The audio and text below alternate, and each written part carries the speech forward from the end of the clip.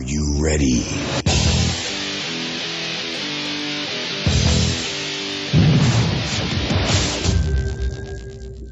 Well, hello, everybody. This is the Parishscope. This is the arm of the newsletter for St. John's Lutheran Church, Sand Prairie. I'm Pastor Chris Sansom.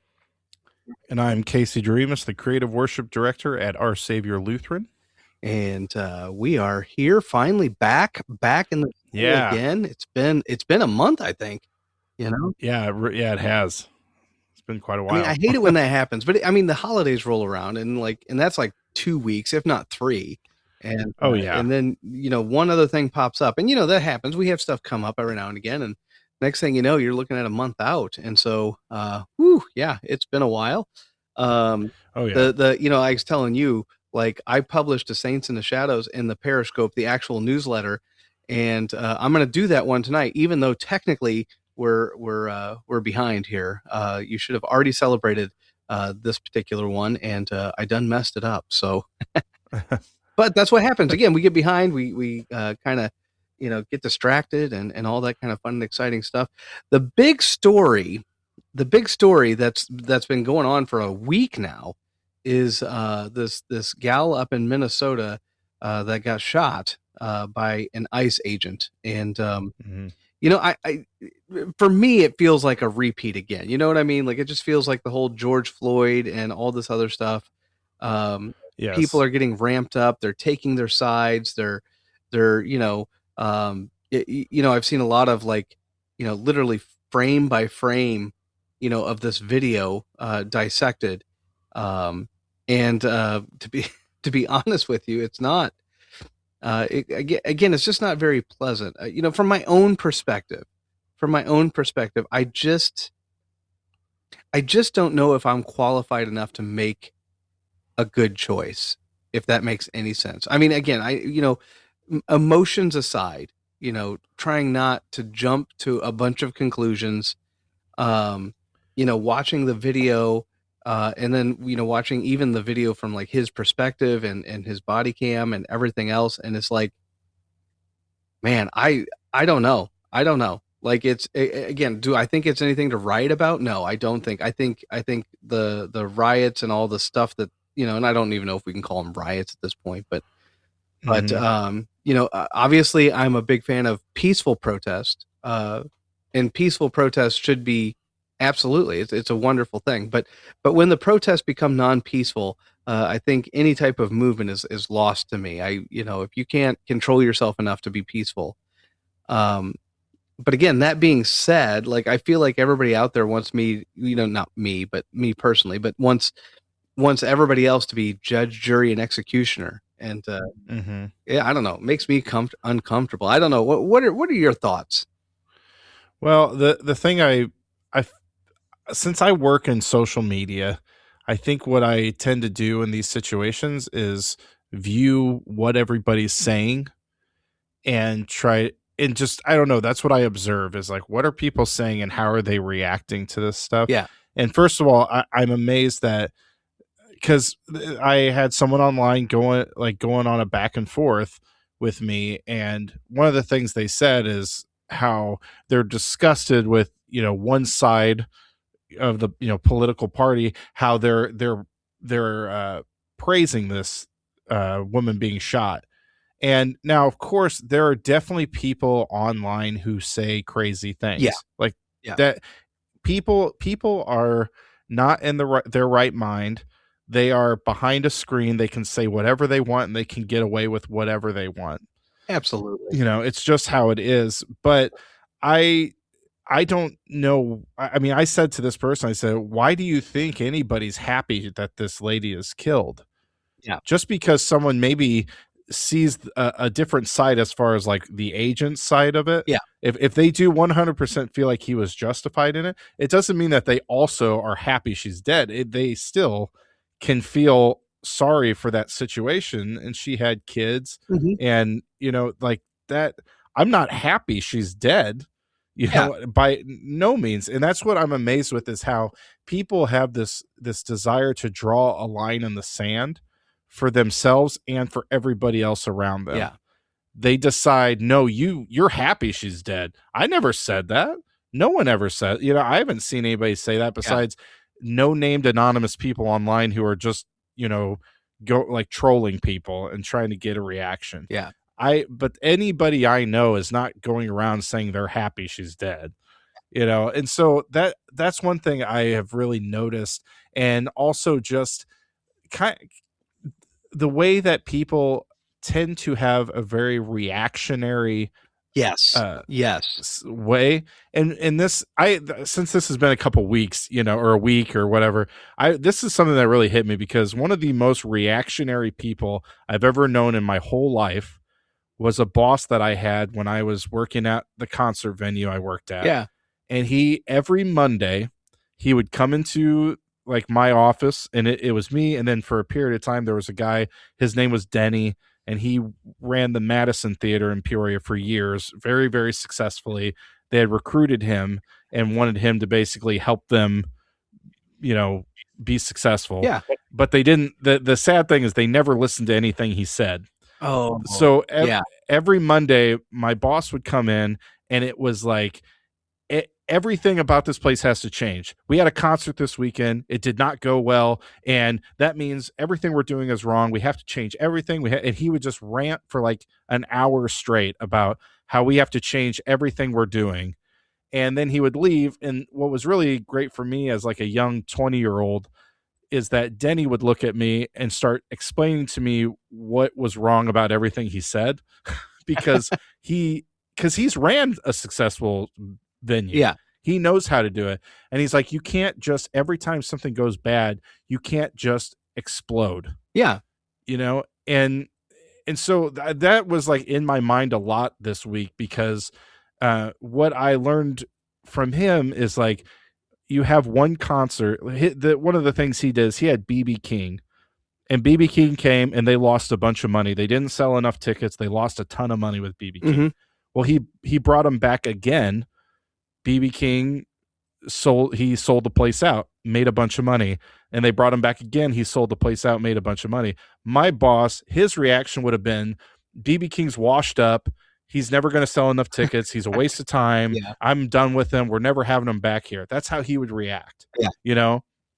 And I kind of translate this to gathering information, because when I hear a story like a protester, what the first couple articles I saw were it was saying I can't remember how they word it. It was like an observer.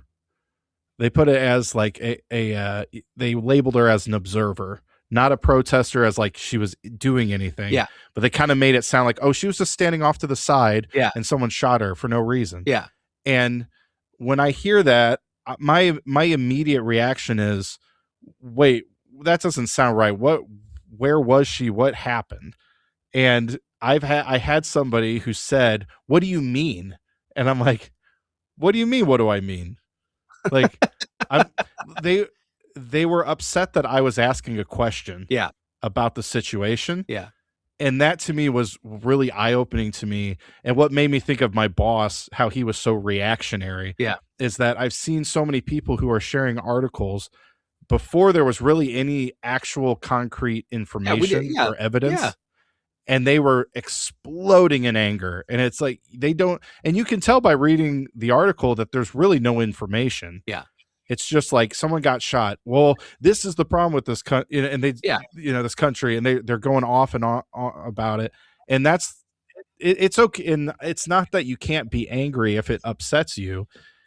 It's that to me, I'm like, as a Christian, I feel like I need to be as calm and collected as I can. Yeah. And not react in a crazy, angry way over something that I actually really don't have any evidence or knowledge of yet. Yeah. And I think that's actually kind of the point, right? You're absolutely right. People are reacting, and they're reacting quickly and without a lot of the material in front of them. They don't necessarily know. I've heard a lot of different, sides of the issue and so on and so forth. And it's one of those things, like, to me, like, I watch the video and stuff, and it's really challenging because you can kind of see a little bit of both sides. And I think that's actually to me, that's kind of the point. Like before we rush off and say, okay, let's make a snap judgment. Let's actually slow this thing down.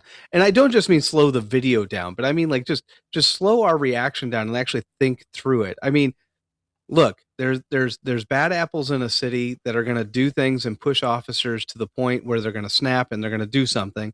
And on the other hand, there's also bad officers. It doesn't matter what force you have, you're going to have some bad apples.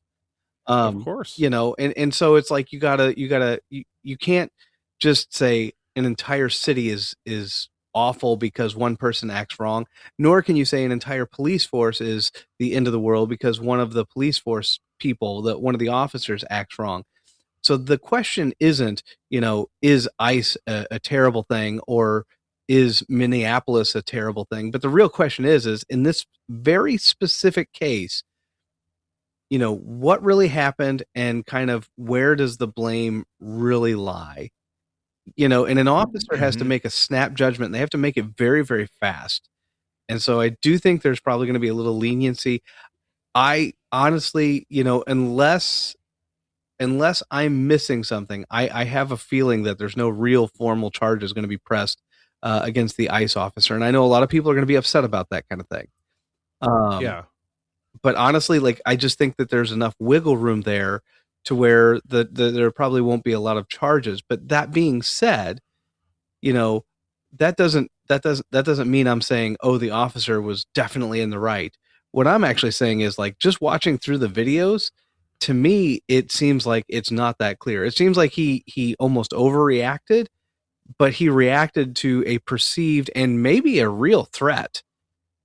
She definitely moved her car, kind of thing, and it's like, well, that's, you can't do that. So, yeah. And so it's one of those things where it's like, I feel like if I'm going to react the way all these people around me have started reacting, if I was really going to react that way, I feel like I would need it to be so much more clear cut, and it's just not. No, it's really not. And I saw something about or an interview with, I can't remember if it was a police chief in Minnesota or what. I can't remember what it was, but they were stating that he was standing in front of the car, and they were saying you really shouldn't do that because if someone tries to flee, you're kind of provoking them to like hit you, or you know what I mean? And so which to me is like, he was walking around the car, and it's like, I don't know whether he was purposely doing something or he was just walking around, didn't expect her to take off suddenly. Yeah. But the thing is, I can also, to me, it's like two things can be true. She could make a bad decision and he could have made maybe not the best decision. And it doesn't mean that conservative people and liberal people have to be at each other's throats about it, because I would hope everybody could say, hey, this is an unfortunate situation for everybody. I hope nobody's happy about any of it, I would hope not. But yeah, again, it's such a reactionary thing. And I think as Christians, we really have to be above the worldly reaction of just getting angry and freaking out and having like a temper tantrum. Yeah. And, like I said, I had a guy who was going back and forth with me, and he started going off about just how Trump is this horrible person, and that, our country has this horrific leader and he's destroying the country. And he said, well, I should preface it with, I posted a status, and my status was that we all need to talk respectfully, because no one is going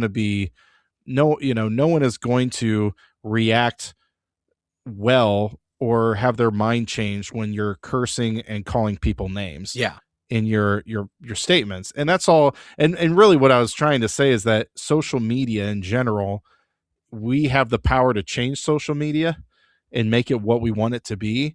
And if we just react this way, it's not a great place. It just becomes an echo chamber for everything we want to hear. and I also, because people keep posting stuff like, "Hey, if you support ICE, unfriend me. I don't want to talk to you. I don't want to ever Yeah, like and that's speak not to you." the right approach either.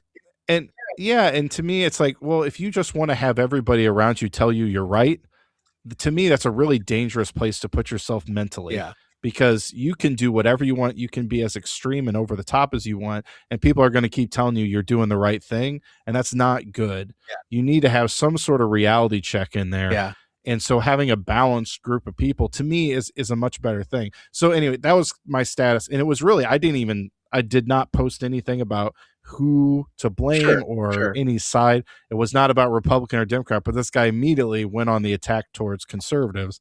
And what he said was, well, if we get rid of this president, then maybe we can get back to having a peaceful like country that can have good conversations. And the thing that really got me is like what you're literally describing is a temper tantrum. Yeah, Like if I'm not going to be respectful towards anyone until I get my way, and then I can be respectful. yeah, yeah, It's like if my kid's in the grocery store and they start screaming and saying like, I won't do this until I get what I want. It's like, no yeah. way, You're definitely not I'm getting not it. doing Yeah, that. But, and that's what's so sad to me is I'm seeing so much of people online, just they're posting things and they're only getting likes from people that already agree with yeah, them, and then they feel very accomplished, like they did something, and they didn't, and I think about this a lot. And even a few weeks ago we had a whole sermon about, well, not all about, but they mentioned social media and how, like what it's kind of just a little bit of like what does it do to us. And one of the things I posted, sorry, I'm going off on a long rant here, but and I'm letting you. I'm what just sitting back. I'm just like, I'm letting yeah. go. Well, one of the things I made a video and I posted it on Our Savior, but I might share it too, is that since I do social media, I think about this a lot. And what I've been doing actively recently is I am anything that is just really vulgar and negative and harsh. I'm going up. There's always like a little thing, 3 dots, and I'm saying I'm not interested in this, or Yeah, I'm unfollowing or block this account. yeah, And and and not specifically like I only like political stuff that sides with me, but what I'm trying to do is I'm trying to like things that make me laugh, things that make me happy. sure. I followed like the LCMS Facebook page, just because it's like, okay, it's something positive Yeah, and not just something negative. And even for me, it's like I'm not even following politics stuff. I'm trying not to. yeah, I'm just trying to follow things that are positive in the world. And it has made a huge difference when I'm scrolling through social media, because the algorithm, it's gonna take what you do, and whether you want to admit it or not, it's like, hey, you watched that, you lingered on that video for a yep, while, so we're yep, going to keep pumping that video to you, even if you don't really want it. yeah, uh, but they know that you'll watch it, so you have to actively say, I don't want to watch that, uninterested, yeah, and I want go somewhere else. And one guy that I follow, he even said like what he did is he got on Instagram and he looked up like hashtag joy, and he just liked the top 20 videos that were just happy things that were tagged joy. yeah, And then he went to, like good deeds, and he just went and yeah, liked 20 things from good. And it really makes a huge difference. And I just think there's so many people who are getting so worked up because their algorithm is pushing all negative things to them, yeah, because they'll watch it and they'll get fired up yeah, and they'll get upset. But you can actually change that. yeah, But you have to actively try it. yeah. So anyway, there's my soapbox. It's awesome. This is why we have to not do it once a month, because I have too much on my mind. Yeah. That's right. We got to do it more often. Get a little bit at a time. But no, no, actually, that's awesome. But to your point, like I remember, and I feel like we just talked about this, so it might have been, Hmm. 6, 8 weeks ago or something like that. But like when we were talking about, like I advertised a Bible study I was doing, and we had and I boosted it. Like when you go on Facebook, you can boost a post, Yeah. to get more views. And there was there were some people that liked it and all this kind of stuff, but then there were a few people that would get on there and write nasty comments, terrible comments, and it was like, Hmm. and several of them were like, I don't know why I see this crap all the time on my feed. And I felt like just chiming in, going like, because you're commenting. That's why you're seeing it. Yeah.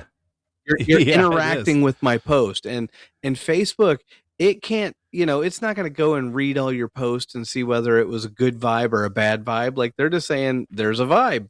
Therefore, we're going to show them more of it. And Yes. and that's the way those algorithms work. It doesn't care what you like or don't like. It cares what you pay attention to. And Yeah. and the more you pay attention to something, the more of that you're going to get. So if you hate something, but you pay attention to it, then you're going to see more of it. And Right. that's just, that's the way that TikTok works. That's the way that Facebook works. Yeah. I don't know Instagram well enough, but yeah, I'm pretty sure it's owned by Meta. So I'm pretty sure it functions in the same way. Yeah, it does. And so the algorithm defines, you based on your watching eyes.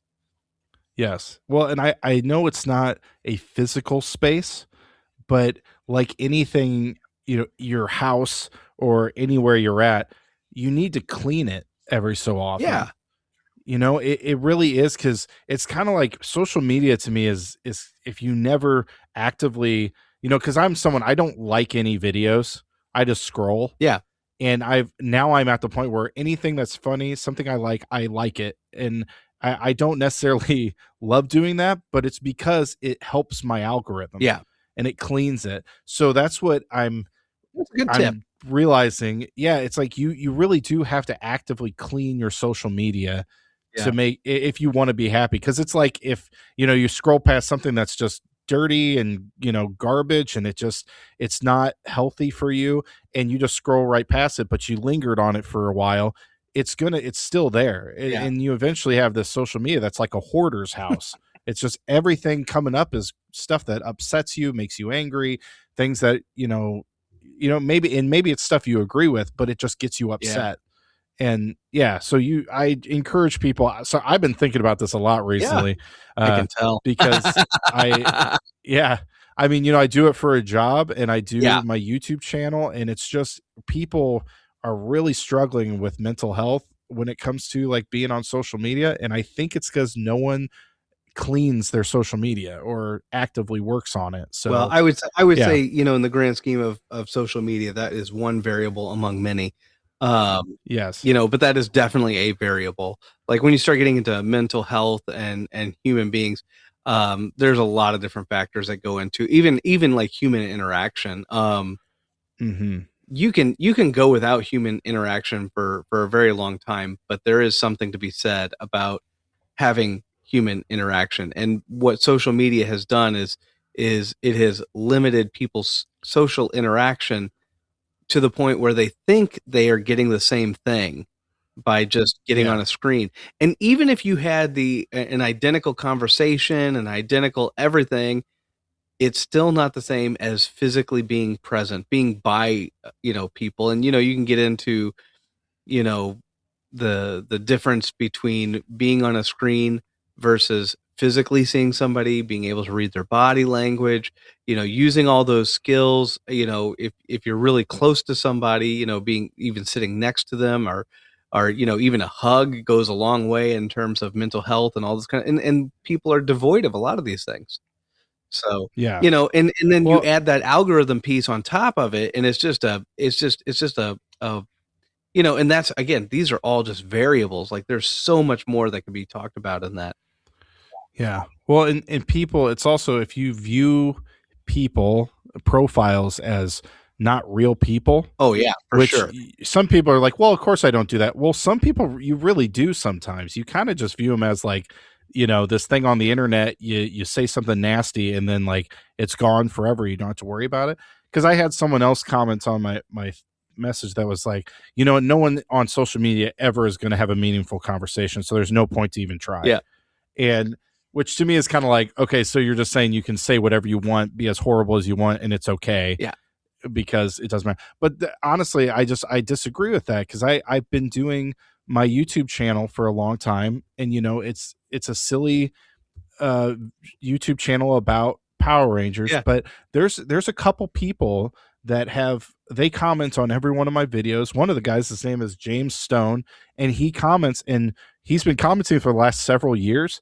We've talked about his family. We've talked about he worked at a church for a period. Like, I think he still works as a youth minister, and he also he taught high school, like English, and then he was applying for a job at a community college, and we talked about that, and he's got the job at the community college. Like, we've had these conversations, and we really do. I've never, met him in person, but we talk about this stuff, and I ask him about, hey, how was your first semester teaching at college? And like, we have real conversations, because I don't view him as like this ambiguous, like, internet bot that doesn't matter. It's like, I know he's a real person. And so you can have meaningful conversations. Just, I think the algorithm, everything, that it kind of desensitizes you, and you just don't view people as people, and like, I had years ago some political post that somebody posted, and like, my mom had commented on it. A guy that I work with, he started calling my mom all these names, like really nasty names. And it's like, I had to go to work the next day and look at him and go, hey, you're calling my mom these names. I'm not cool with that. Yeah. Like, that is not okay. And he, of course, just kind of like, oh, well, and he just couldn't like respond, because to him, it was just this like person that didn't exist. Yeah.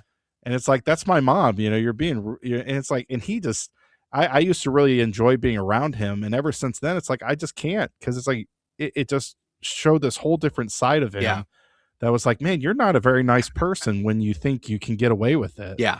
And so anyway, it's just social media.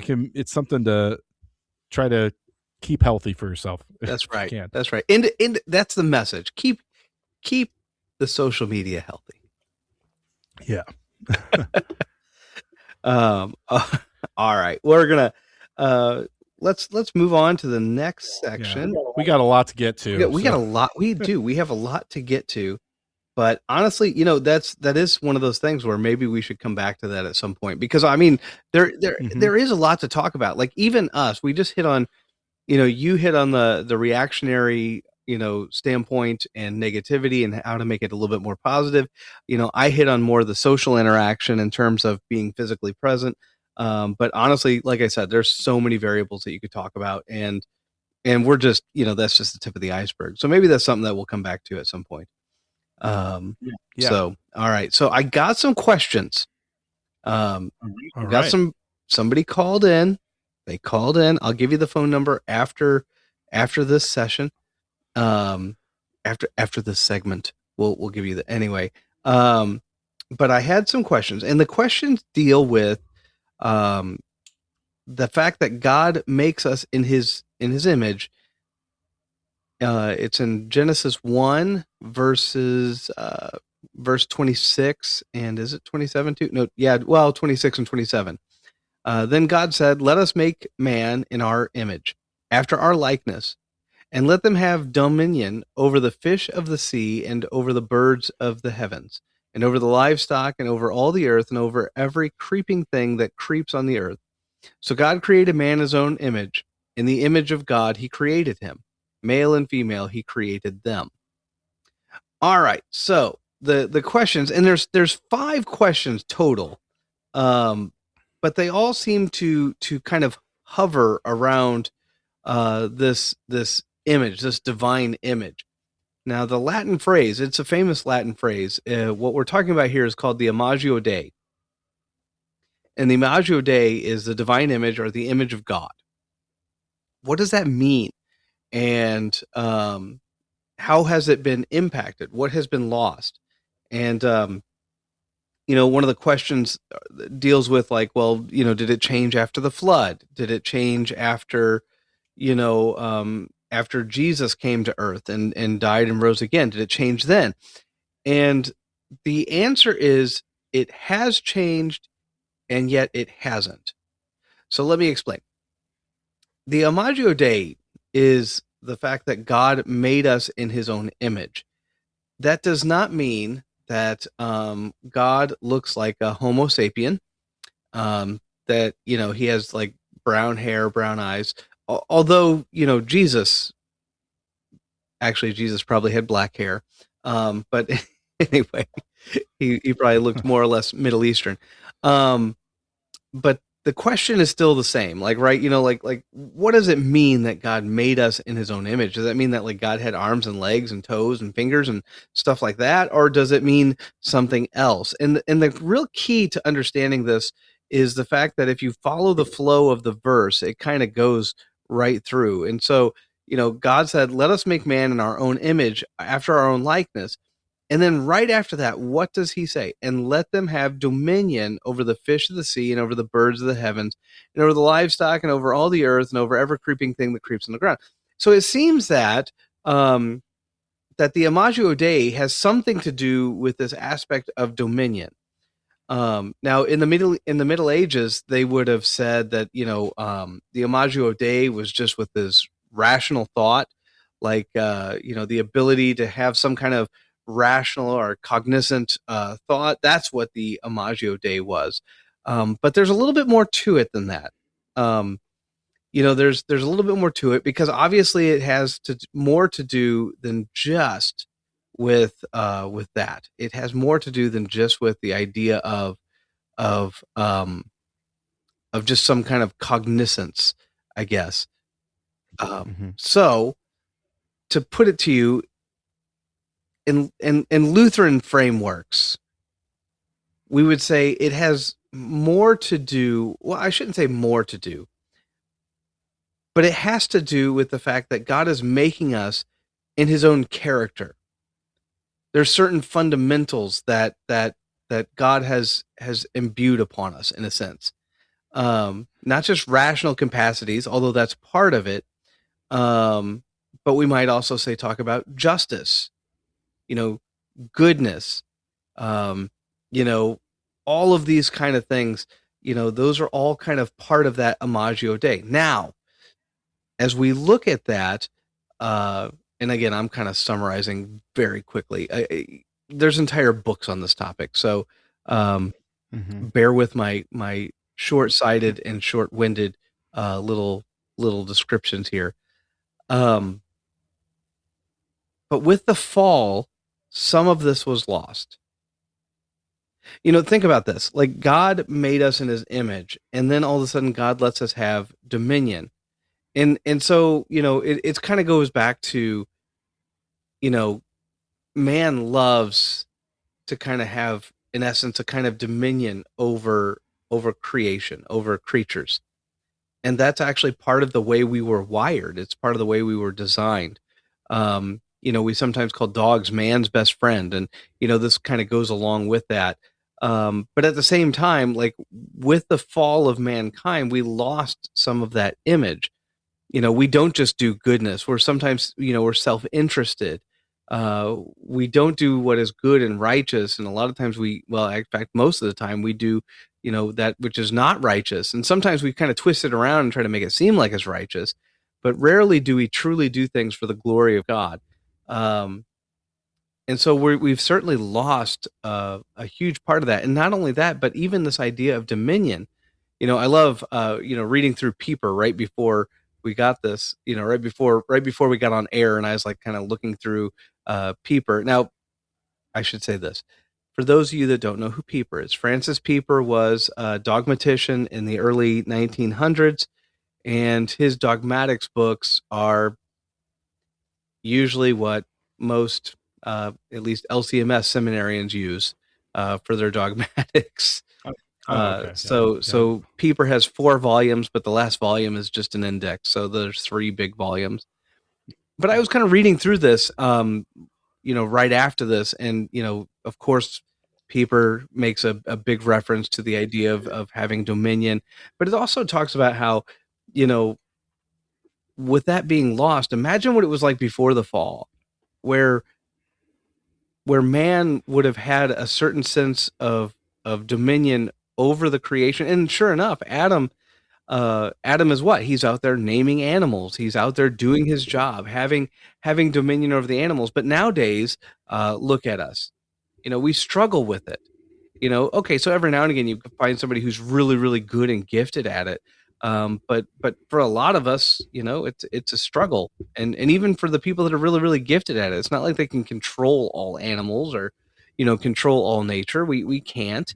Um, and so a large part of this Imago Day was simply lost in the fall, but we still kind of have it. We still have that desire and that drive.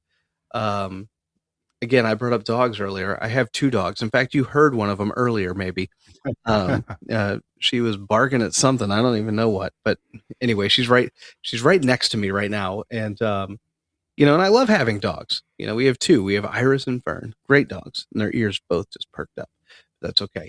But so to kind of answer the question, and again, the question goes on to say, well, what about after the flood? What about after this? And and the reality is that, like, we're still facing the fall as a whole.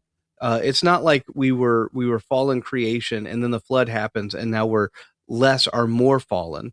We're still fallen creation. Now Jesus came and rose again.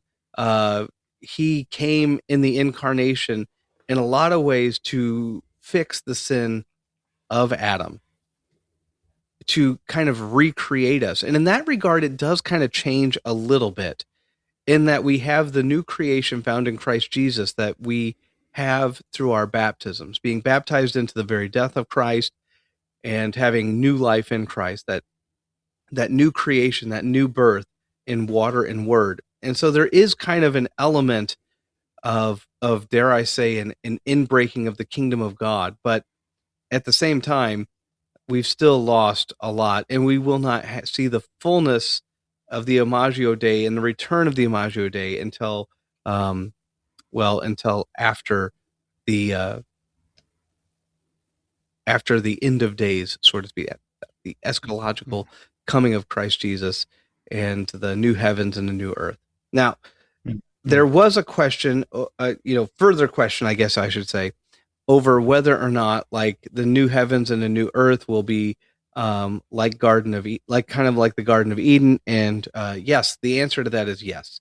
Trying to, for the sake of time, I will say that we probably need to maybe get to that a little bit later if we want to, at some other future podcast talking about heaven. But yeah, I mean, short answer is yes. Long answer is yes, but there's more to it than that. So yeah. So anyway, so if you have a question that you would like to have us answer, you can call us and you can actually have us answer that question. The number is 727-474-0542. That number again, 727-474-0542.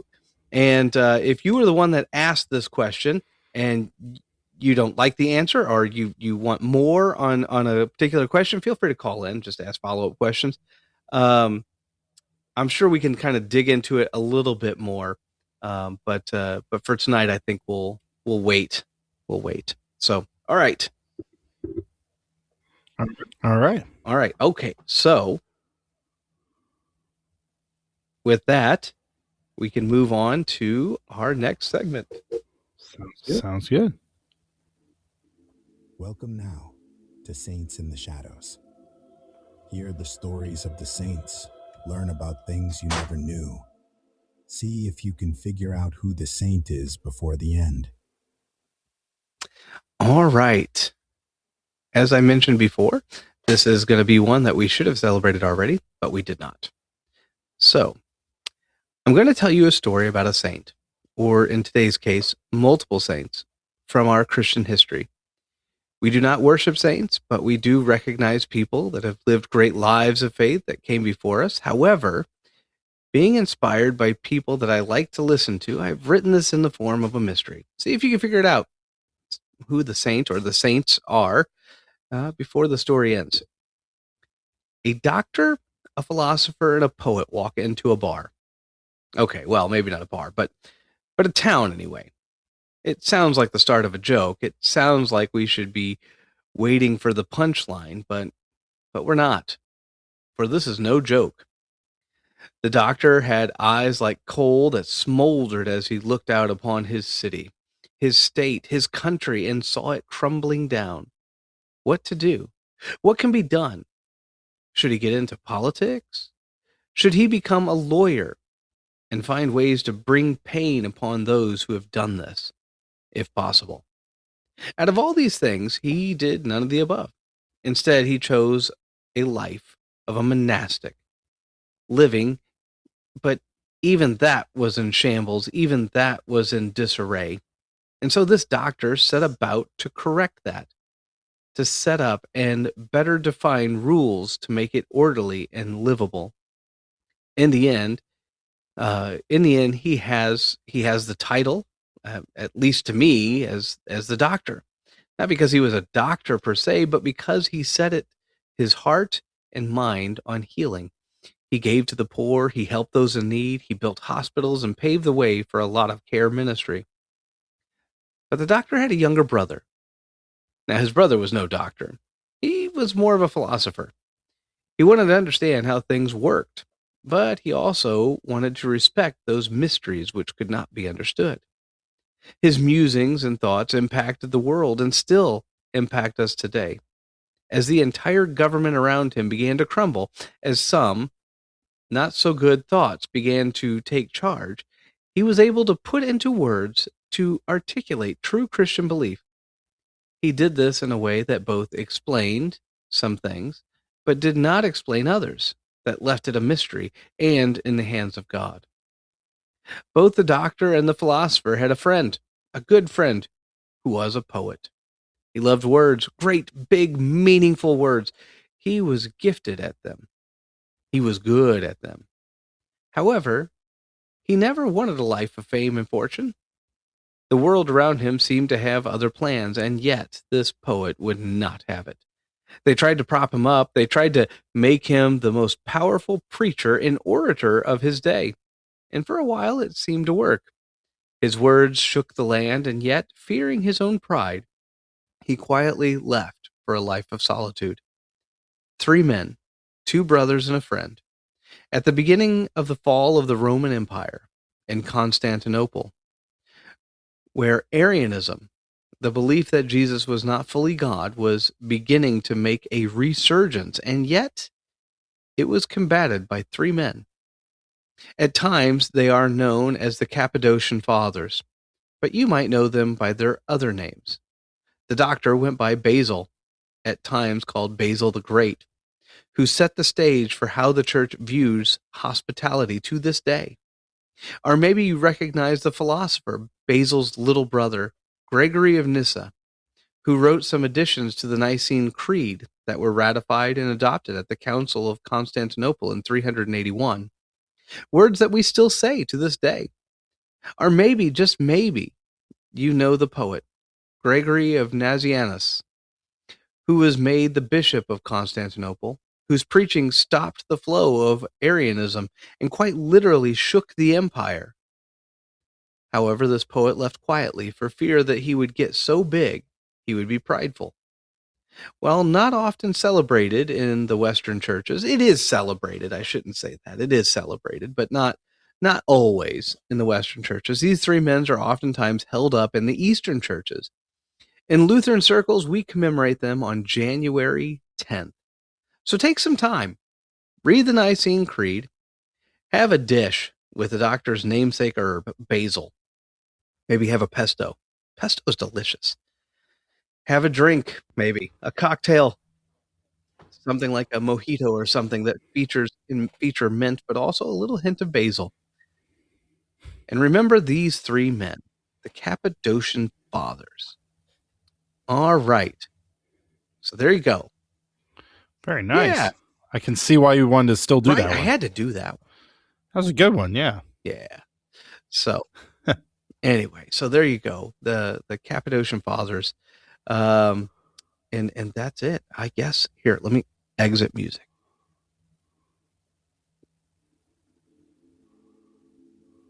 And so it ends. The light shines in the shadow. And now you know more about the story of one of the saints of history. All right.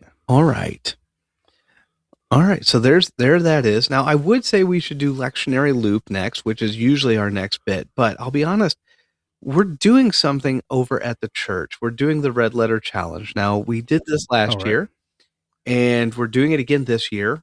We're doing so Red Letter Challenge focuses on the words of Christ and the actions of Christ. And last year we did the main one, which talks about the 5 key areas. Now, this time we're also going to be talking about 5 key areas, but we're going to be focusing in on the very first one from the original series, and that is of being.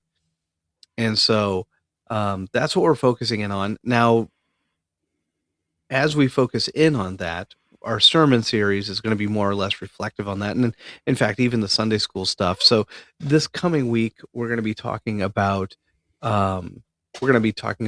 committing to community, which honestly, if you've been reading through the devotions with us or the pages with us, like the very first one was talking about committing to community, and it makes the point, and it's a good point, that Jesus himself had a community, right? He had 12 disciples. He sent out 2 by 2 the 72.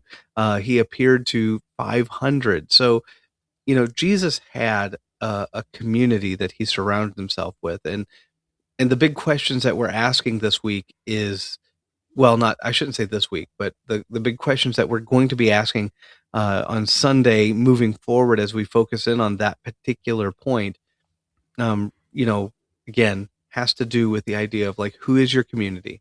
What is your community? What are you doing, with and for your community? And where's your community focused? You tend to follow with your community. And so if your community is focused on Jesus, awesome. But if your community is not focused on Jesus, then your community as a whole is going to pull you away. So we're not going to do the lectionary. Lectionary loop. I think I called it lectionary lunch.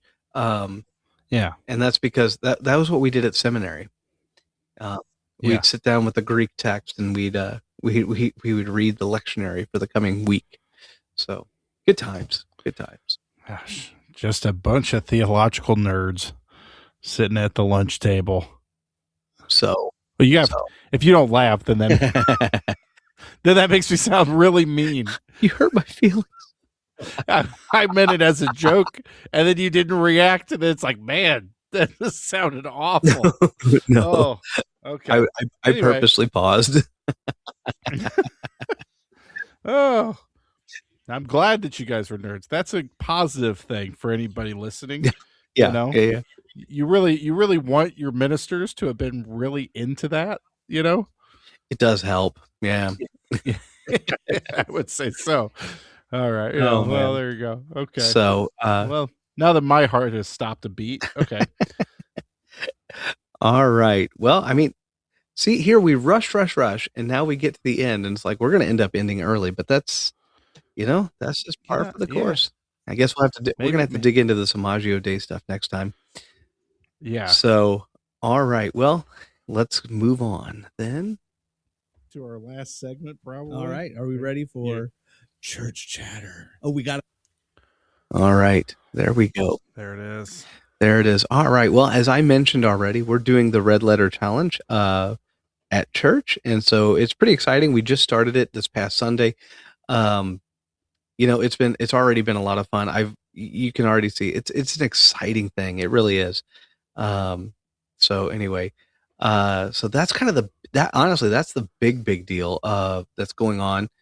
I guess it's safe to say and safe to announce at this point, but like Good Shepherd Lutheran School, we have a principal for next year. That's exciting. Awesome. Yeah. Our own Miss Judy Hicks is going to be taking the position. Oh yeah. So anyway, so that's super exciting. And it's been kind of hush hush over the last, several weeks. Of course. First, getting the call and all but they just announced it this past week. They just announced it actually today on Facebook and everything. So I was like, all right, I can finally talk about it, So yeah, it's exciting. It's very, very exciting. And we're excited. I think everything's exciting. We're so excited. So yes, no, she'll be great. That's awesome that you got. Searching for someone can be very stressful, Yeah.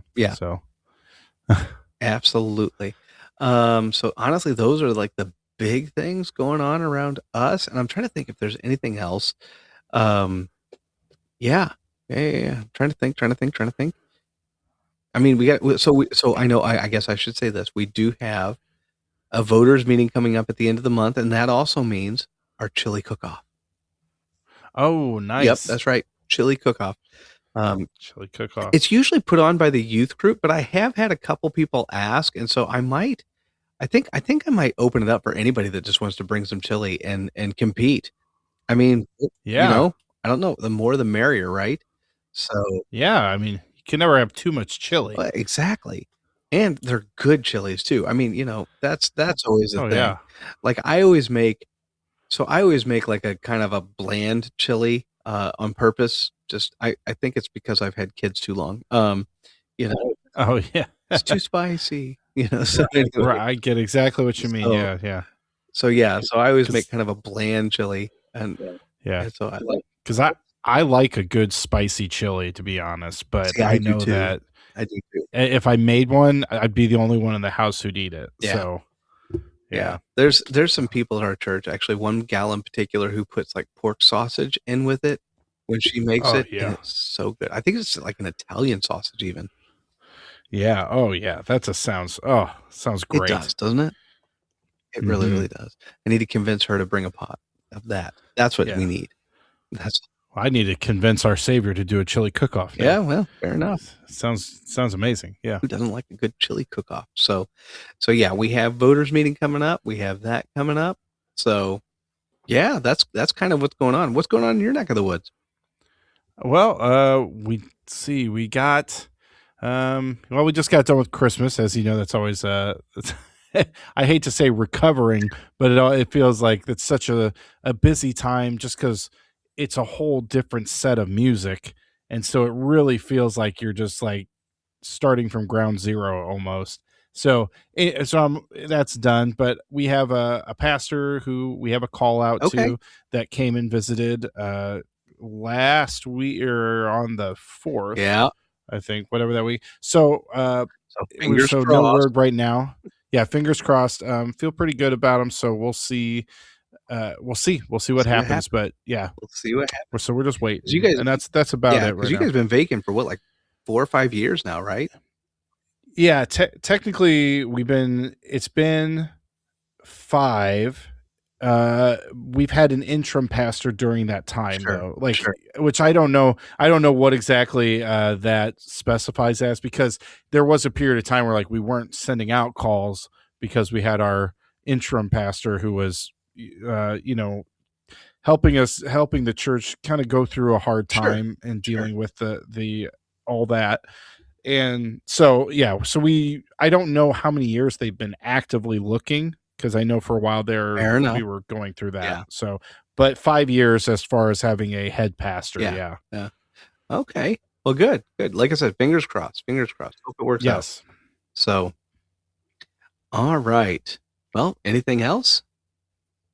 Not that I can think of right now. I think it's funny. Like I said, rush, end early. But honestly, I don't have anything else to share. So yeah, that's all I got, really. Yeah, except I've just now realized I still don't have exit music. So I really need to get something. I need to work on that. Anyway, maybe in 2027. That's right. Maybe in 2027.